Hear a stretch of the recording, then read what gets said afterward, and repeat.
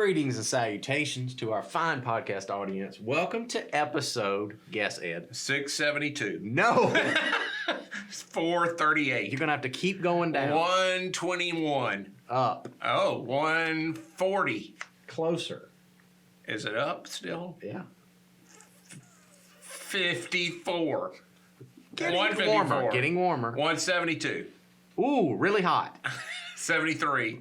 4. 5. There you go. Okay. Episode 175. Thank God we made it. Oh, we barely made it.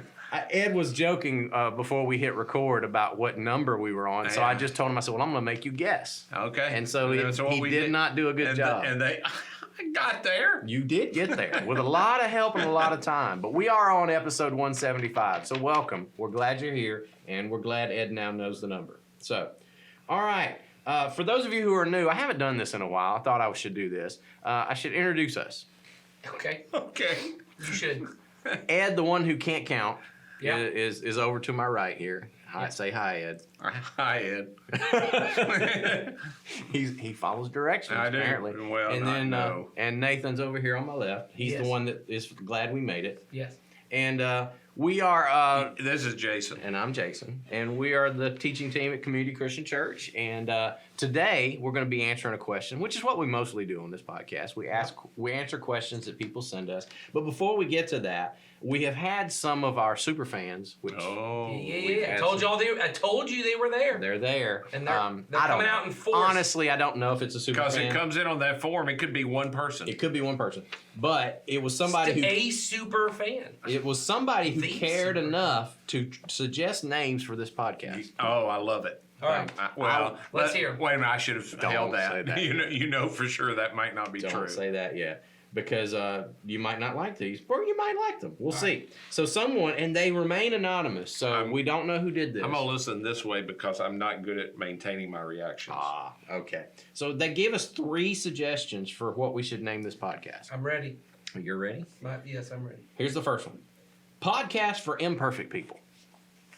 It's wordy. Well, then you're gonna hate the rest of them. Okay. Because that's the if I'm least giving wordy. honest feedback, it's just That's the podcast least for wordy. imperfect people. Yeah, so that's the least wordy of all of them. But I think they're trying to draw off of our old No motto, perfect no people. perfect people No allowed. perfect people. I Don't like we that. have a podcast with imperfect parents or no? No, it's called the Not Not Great Parents. Oh, okay. I don't know. Which Ed's not a fan of that. No, I actually like the content. I don't know those things. Yes. does not remember Those are the the things that I hold on to. The second suggestion was CCC presents Podcast for Everyone. Okay, I take back. The first one was not wordy. That one right there. Right. That one right there. That's right. And then the third suggestion is similar to the first: Imperfect Podcast for Imperfect People. You know what? That's actually more wordy, but I'm actually okay with it because there's a rhythm to it. Really? Well, say it again. Imperfect podcast for imperfect people. Mm-hmm. I kind of like that. You know what? Of the 3, that's my favorite. Wow. Imperfect podcast for imperfect people. Okay. If Nathan's happy and we don't have to talk about it anymore, I'm okay. No, let's be clear. I'm not happy. I think our super fans need to battle it out in a battle royale. Okay. We need to have some Are we others. gonna put up some of those stupid brackets? I was going to tell you this much. much. Producer Sawyer is a big fan of the bracket. He said to me last Thursday, we haven't done enough brackets recently. How could that possibly be? I know. We haven't done any. No. We He don't- didn't mean on the podcast. We've done a few on the social media on our social media on Instagram. Oh. Gotcha. But it's been a hot minute. Was the Super Bowl the last one? I think so, yeah. That's been a while. Super Bowl snacks. That's been a while. So been a little bit. We need to do another one. We should all fill out a bracket of some kind on this podcast. and fill them out. Sawyer's a big fan of the brackets. So we get Okay. enough names. Maybe we'll do that. Okay, Maybe so we'll do that. so there you go. There's the challenge. Super fans, send in all your suggestions, wordy or not wordy. Wordy or not wordy. I like We'll I like a throw 'em up little there. rhythm to it. A little purpose behind it too. Okay. Little purpose behind where we're going with it. And I think we might land on something. All right. I appreciate whoever this super fan is. Me too. I can tell you put thought They into took this. time. Got a little that. lazy in the middle, but that's all right. It was probably 3 o'clock in the afternoon. You had that, what do they call it, that 2 o'clock feeling, 5-hour energy. You needed a 5-hour energy, and then you could have done that. So, but that's all right. All right. So remember that. And if you have suggestions, you can put those in the form.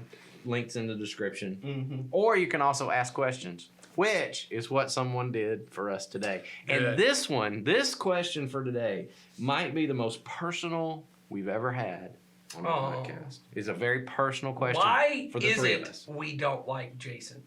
What is our least favorite thing about Jason? No, that's not the I was question. gonna say, All right. maybe that's more interesting than this No, one. I don't think so. But Let's I was just all like, name- okay, I was gonna let you go. You just said it was very personal to you, and I It is thought if we're getting No, personal, personal like for all three of us. oh, Oh, personal okay. for all of us. It's So- a personal attack on all of us. No, not attack. It's Okay. personal. They Personal. want to know a personal question. All right. So here's a question. I'm ready. Would you mind sharing the backstory of what led each of you into a career of ministry, and what would you say are the best and worst parts of being a pastor? So this is our personal experiences they want to know about. So I would say this is really a super fan. That's true. They want to know the whole history. That's right. I like it. I'm Okay. with it. I'm with it. Yeah. Okay. They've got like they want to know all the lore behind the podcast. I'm with that. Yeah. The man, the myth, the legend. That's the right. lore. All right. So And do you so- have lore? I don't have any. You are the lore. oldest. I This is don't gonna So know. if anybody's got This is gonna be part lore, of it. Lore. you have it. Yeah. Lore. Because you've been around A to long time. accumulate more Lore. lore than anyone. All right. That is I just true. like that word. So who wants to go first? Is it the old guy who goes first? That's what I think. I think we'll just go. We'll go in order of age either way. Okay. So I'm okay. So I always say, people want to hear about a call to ministry, and I didn't come up with this phrase. In fact, I didn't know this phrase until I heard Andy say it. But Andy always says, Andy Stanley. Andy Stanley always says, not everybody's called. You can just volunteer. And I'm not even sure I volunteered. I'm more. I came to Christ in crisis and trying to get my life back together. And as a part of that, I knew I needed to make some radical changes to my life. Part of which was to change the college I was in at the time. And so I went to a Bible college because that's where the person that helped me become a Christian had gone, and it was nearby. And so I enrolled there, and somebody there who was trying to mentor me into the next right steps with Jesus at the time said, hey, when somebody asks you to do something in the church, just say yes. Even if you don't think you're equipped, even if you don't think you can, you just say yes. And, all I had really ever done in front of people before that is sang and played music and that kind of stuff.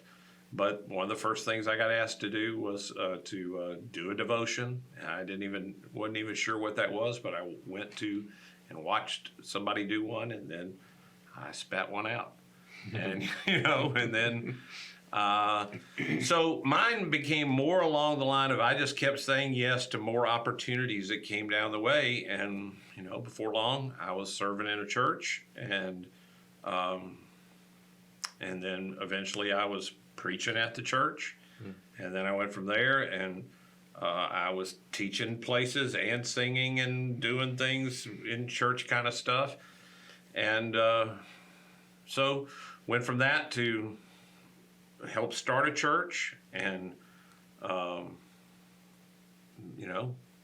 so that's my story. I sort of have just kept saying yes, and along the way, that's how I came to ministry. I never felt the need to say no, and the Lord seemed to use what I was doing. I continued. I had this thought the other day of, I guess some people get called into ministry because the church needs them, and I really believe, looking back on it now, I got called into ministry because I needed the church. And I'm not confident that I would have been a regular, because I went to, believe it or not, for those of you who don't know, I went to Bible college, and then after that for a little seminary with people that were in those places and never went to church. Yeah. They didn't serve in church, they didn't attend church, they just went to Bible college and did those things, and they thought that was enough. I think I had to be in church, and the church has been a big part of helping me follow. I mean, it's been the biggest part in helping me follow Jesus. I needed the church, and more than the church probably needed me. So that's probably why I got called to do the things that I have done. So I want to answer. Y'all want to answer both parts? I say we answer the let's first. do the first one first. Okay. And then we'll go back to the second part of the question. So I guess it's my turn if we're going down in age. Well, I We're don't not think we gonna can go skip. up. We're not going to skip. So Oh, okay. I was just joking. We can't go up. I don't think I've ever actually heard your story. I know his story. I didn't know. I mean, I'm interested in your story, Jason. All right. I hope it's interesting.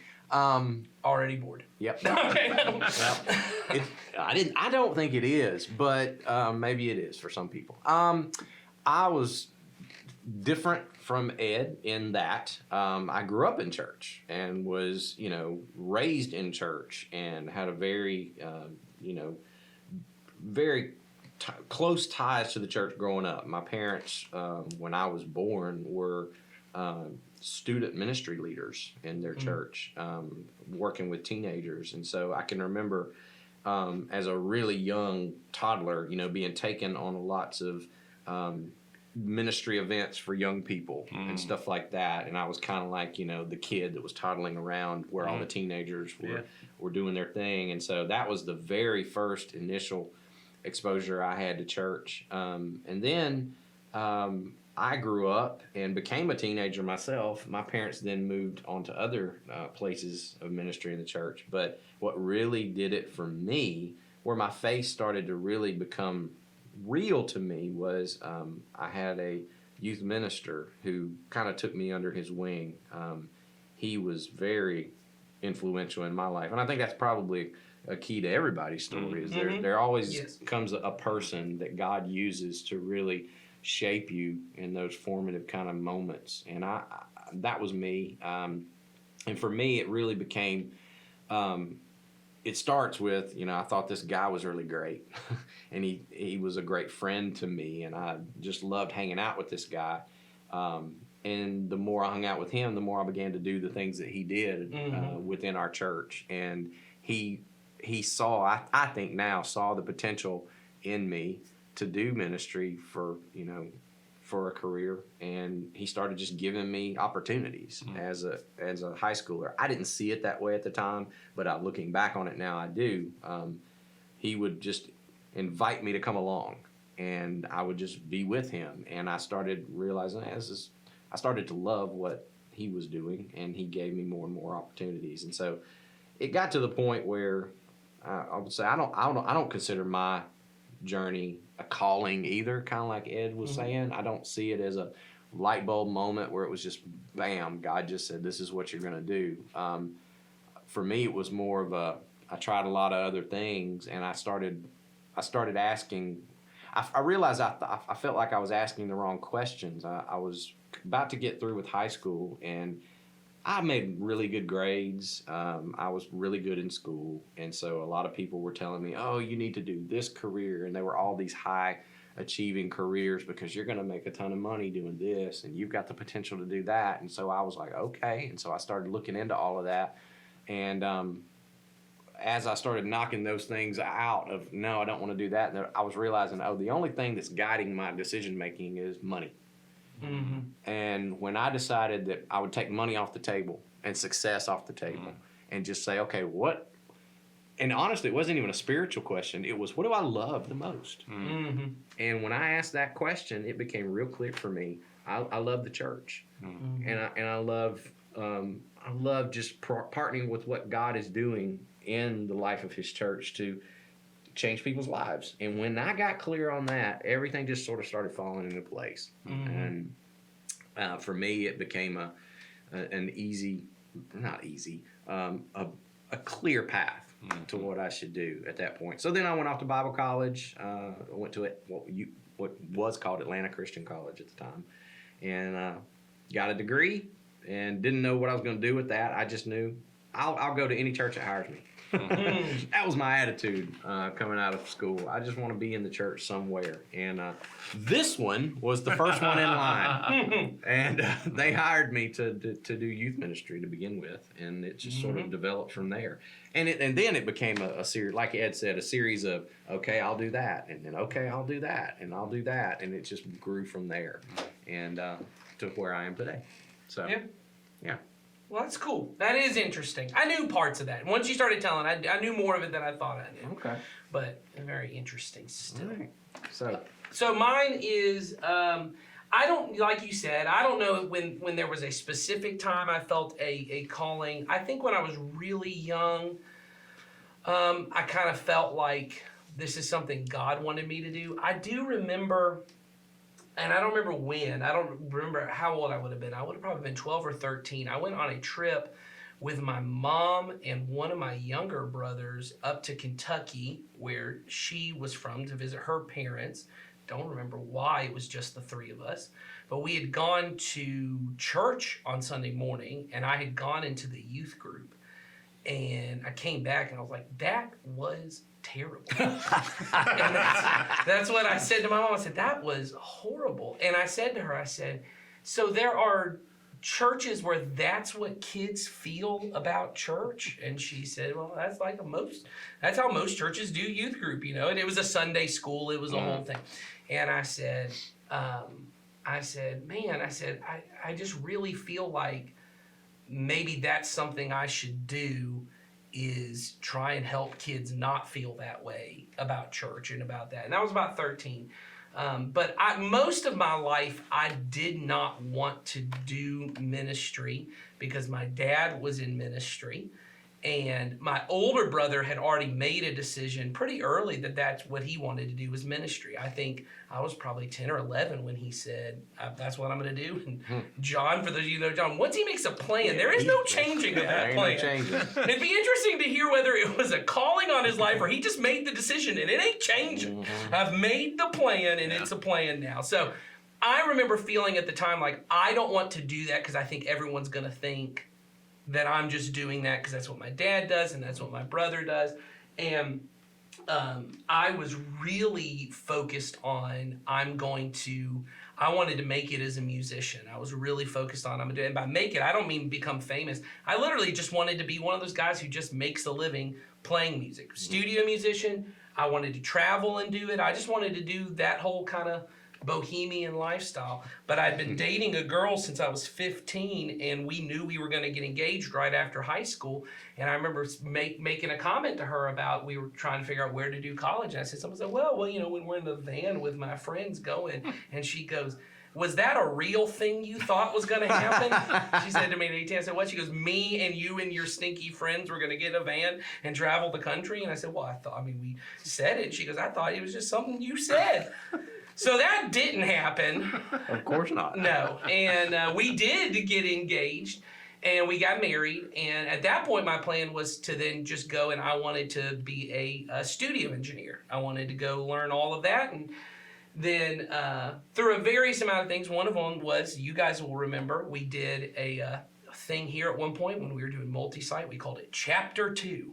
Yeah. You remember Chapter 2? And there was a big push to we did a campaign for it, and we asked people, hey, I don't remember how long, was it 2 years to give money? 3. 3 years, okay. Wow, yeah. 3 years to give money. I would have been 17 or 18 at the time, and I said to my then girlfriend, but we both knew it was going to be soon to be fiance, I said, hey, I want to commit to give this money. We were very strange at that point. We were actually already handling our money together, and I said, but I don't know how it'll affect our future, you know, going to college, all that kind of stuff. I want to give more than I'm giving now. And she said at that time, she said, well, I figure you're going to end up doing ministry anyway. And I said, that doesn't sound right to me. But we committed to it anyway. And so then when we're married and I'm going to school for a business degree, and my plan was just to, I was working at the time at a Brewster's Ice Cream. It's a franchise thing. Not that I would do Brewster's forever, but I would do some kind of franchise thing. I was just going to be one of those guys, I'd own 7 Taco Bells, or I'd own what I was going to do. Dang, you missed that. I know, I missed out. I was like, I'm just going to go work at some franchise. I'll then buy into it, and then I'll just buy a bunch and just manage a bunch of them. And I remember being on the college campus at West Georgia in Carrollton, and I'd attended a college campus ministry, and I sat in that college campus ministry. Wait a minute. It was horrible. And I had the exact same thought that I did when I was 13 in Kentucky. I knew it. And I thought, this is terrible. And I thought, so It's a theme with him. Yes, I thought. So once again, I don't know whether it was a call or not. I thought I could do better than this. And the thought that I had at that moment was, and I said to my wife, I said, maybe God wants me to try and do ministry. And at that time, there was a series of things happening in our church where there were some staff members leaving, that we were doing some restructuring of stuff. And the guy who was currently doing youth ministry was moving to do something else. And they asked me to come on kind of part-time and head up some stuff with the youth here and take over that. And it just kind of was all happening at the same time.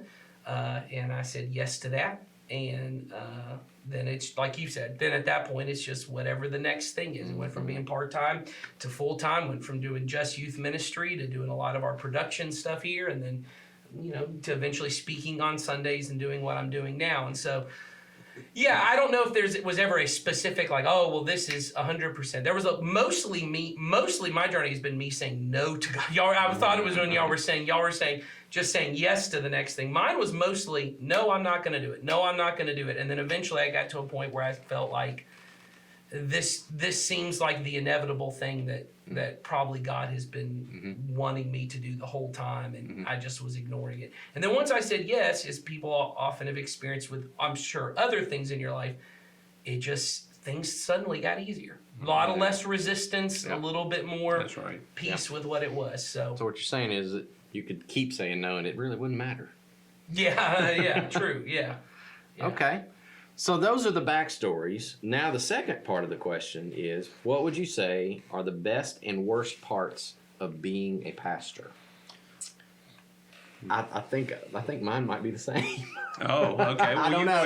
Go I don't ahead. know. I haven't really thought about that. So You're Okay. saying the best and worst parts. You are go the same. ahead. Yes, that's I what think I first- know my best part, but I'll Yeah. have to think a minute. That's what first came to my mind when I Go read ahead. the question. I thought, well, and I think maybe I heard you say this one time, Ed. Okay. Or something similar to this. The best and worst parts of being a pastor are that it's the way I've seen people change so much and how little I've seen people change. And that's the worst part. The frustrating part of the not seeing movement in people's lives when I see so much that could Potential, the yeah. potential for that to happen. Or so I honestly, what came to my mind was the best and worst is just working with people. But that's what the job is. That's right. It's a people job. And, the old joke we've said, if it wasn't for people, ministry would be easy. Yeah. But it's the job. It's what we do. It is a people business. A lot of people I don't think realize that, because I think when they think about being a pastor, it's a very kind of spiritual kind of thing, a very ethereal kind of thoughts, but it's not. It's very messy people kind of work. And I think for me, the further I've gotten into it, the more I've realized that still is even more so nowadays as I get older. That's becoming even more clear to me. I love people. I've always liked people. Well, that's not true. But mostly, I have enjoyed being with people. I enjoy interacting with people. But I have, I enjoy pastoring people, which is a part of, just caring about, trying to help them take next steps, trying to help them figure out how do they follow Jesus in their everyday life. That challenge to me is a very interesting challenge wherever people are in their life.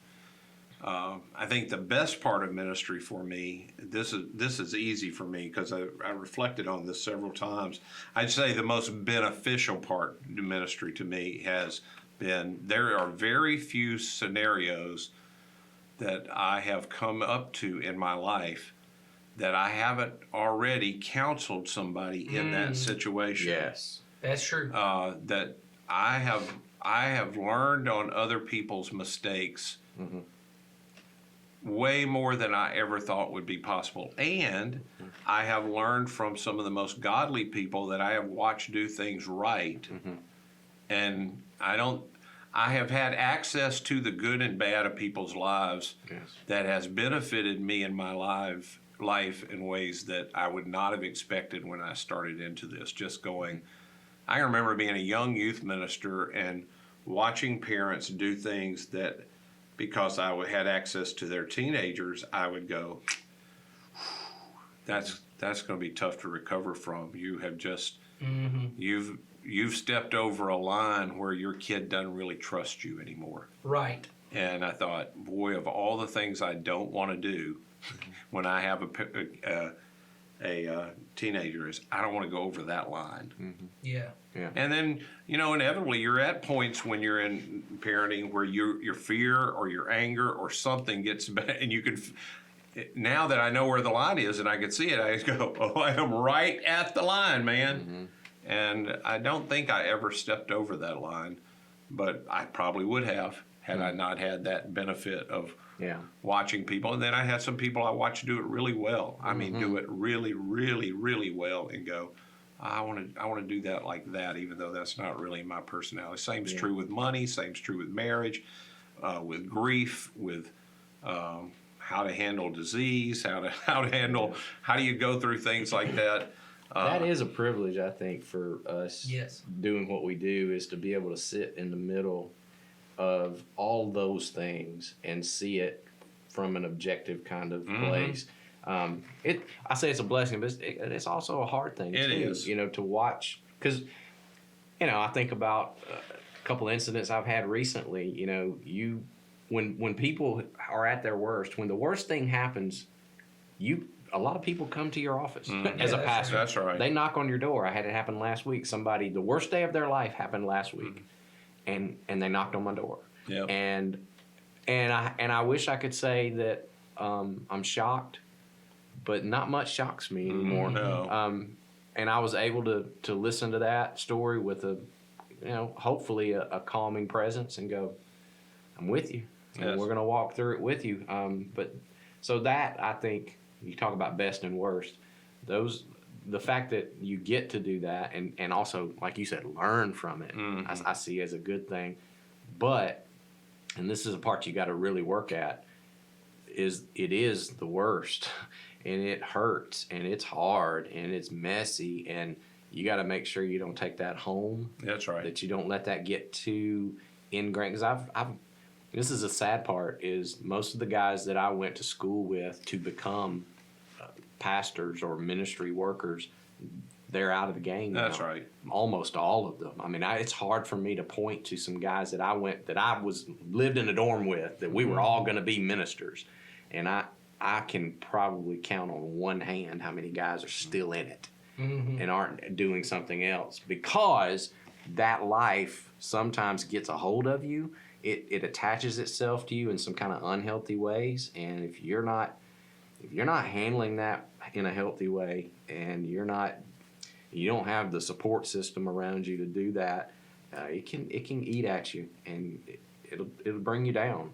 Either sometimes it's a moral failure, or sometimes it's just an emotional, mental kind of thing. You just can't handle it. Or for some guys I know, they didn't handle it well. They got on top of it, That's and right. they were going to become, I'm going to control all of it, and I'm going to be bigger than that, or I'm going to rise above all that, and then pride knocked them back down, and all that kind of stuff. So I think my temptation in that has been in situations like you're saying, where something's blown up, is early on, I really wanted to make the situation better. Yep. And I realize now, older, all I can really do is be with them, help them figure out what's the next right thing to do.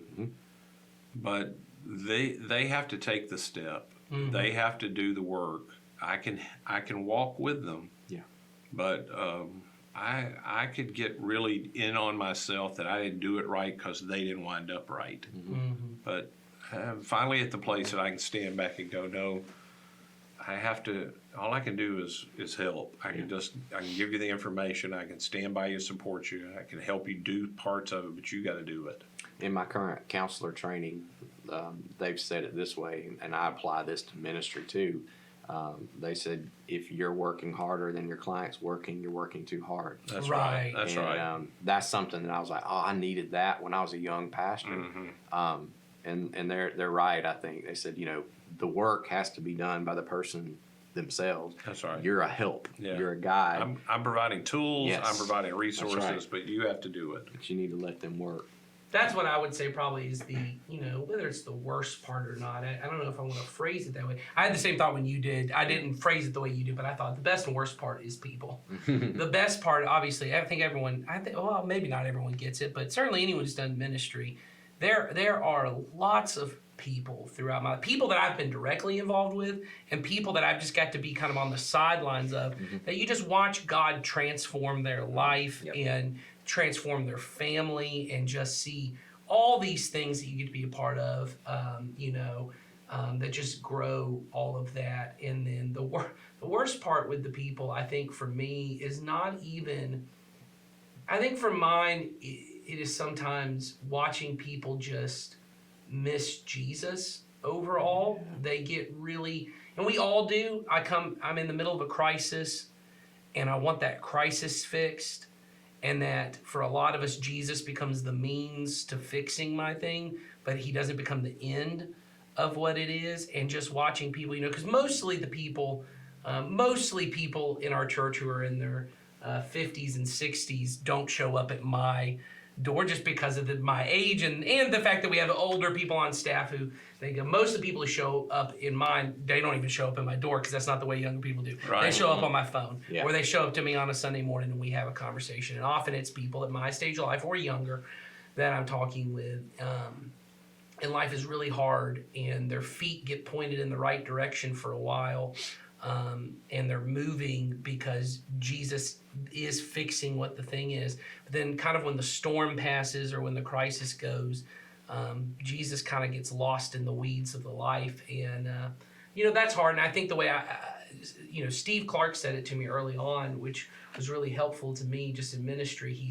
The way he said it was, I find, and he was speaking in his own experience, because that's what Steve does. Steve doesn't tell me what to do. Steve just says in his own thing, he just said, I find that I often want things for people more than they want them for themselves. Yeah. And I wouldn't say that's the worst part because one thing I love is that God has given me this desire to want things for people. That love means I want it for them.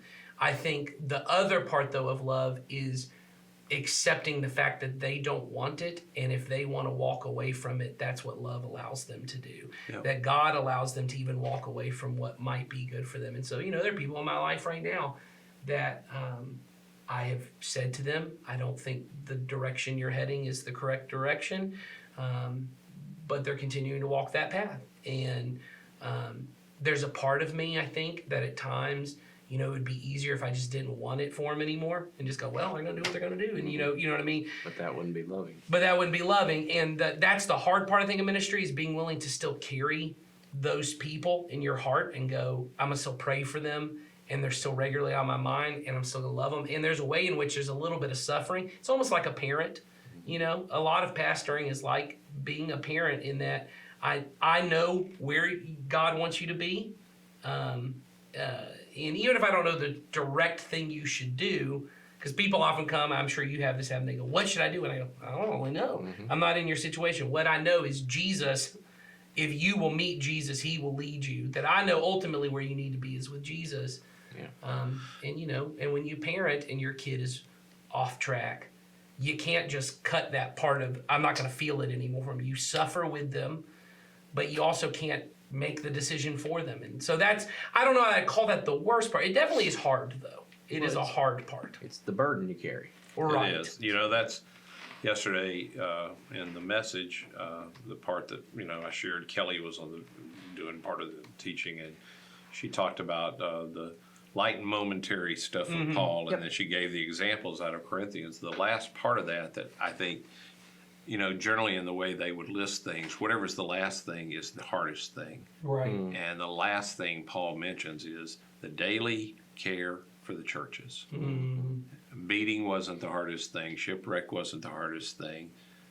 It was the daily weight you carry of caring about the people in the church, and that's true. Yep. When you stay somewhere 33 years, which at this point that's how long it's been for me here, if you stay long enough and you try to handle those situations, which I haven't always done well, you can be here long enough to watch people walk away and you're brokenhearted. And then often you'll see some of them come back, and you know, there's joy in that. And even then, at that moment, you're like, I don't know if this is the final time. That's right. I said to a guy this week, you know, in the program, 12 Steps, one of the things is, you know, you get a white chip the first day you're sober. And often the proof that you're really going to make it is you have to get a bunch of white chips sometimes before you can ever get to, I get a full week. I made it a day, but then I blew it. I made it a day, I blew it. And then finally you get a week, and then eventually you get a month, and eventually, you know, but you never know when that's going to kick over. And that's, for a lot of people, that's the way it is with following Jesus. Yes.